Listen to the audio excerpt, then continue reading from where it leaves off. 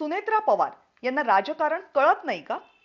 गेल्या 10 दिवसात महाराष्ट्राच्या राजकारणात जे काही सुरू आहे त्यातून पुढे आलेला हा प्रश्न आहे. 28 जानेवारी 2026 विमान अपघातात अजित पवारांचं निधन झालं.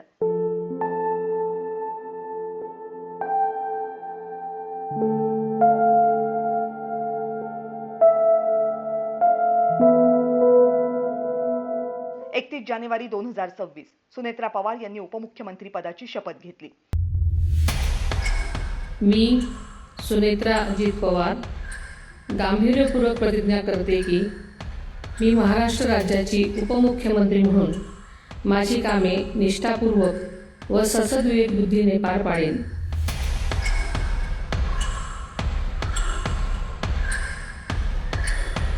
अजित पवार यांच्या निधनानंतर तिसऱ्याच दिवशी शपथविधी झाला आणि उभ्या महाराष्ट्रामधून एकच सवाल पुढे आला. शपथविधीची इतकी घाई का केली? या प्रश्नावर ज्या ज्या चर्चा झाल्यात ना, त्यामध्ये राष्ट्रवादी काँग्रेसच्या नेत्यांवर ताशेरे ओढले गेले.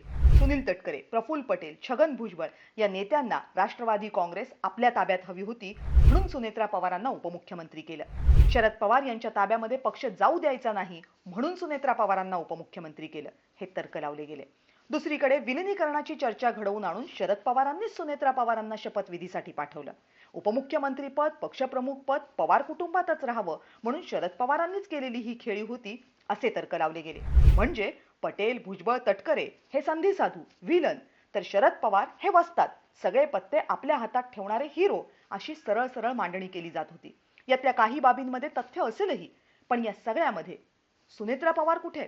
काही माध्यमांनी सुनेत्रा पवारांना प्रश्न विचारले, त्यात चुकल्या असं ठणकावून सांगितलं. पण का? तर पतीच्या निधनानंतर 13 दिवसांचं सुतक न पाळता शपथ घेतली अशा भंपक आधारावर.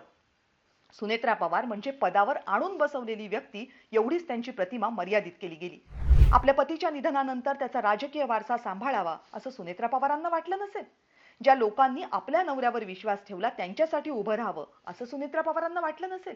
आपल्या कुटुंबावर असलेल्या आरोपांना उत्तर देण्यासाठी आपणच उभं राहायला हवं असं वाटलं नसेल.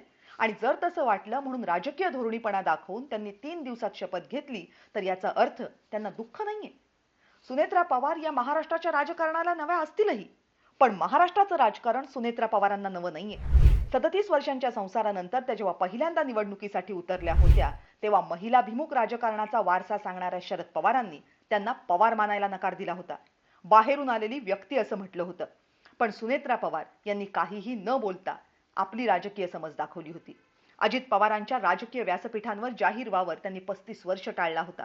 हा त्यांचा राजकीय असमंजसपणा नक्की नव्हता. आपल्या राजकारणाला पतीच्या निधनानंतर राजकारणात आलेली प्रत्येक बाई ही कायम राजकारणाबाहेरची वाटते. नव्हे, तिनं तसंच असावं अशी आपली राजकीय अपेक्षा असते. गेल्या 10 दिवसातल्या चर्चा हे त्याचंच एक उदाहरण आहे. पण सोनिया गांधी, जयललिता यांच्यासारख्या नेत्यांनी याला आधीच छेद दिलेला आहे. त्यांच्या व्यक्तिगत आयुष्याबद्दल सवाल असतीलही, पण राजकीय आयुष्यात त्या प्रचंड प्रभावी नेत्या ठरल्यात. सुनेत्रा पवार यांचं राजकारण हे त्यांच्या कृतींवर ठरवा. पुरुष नेत्यांच्या राजकीय कृतींवर नको.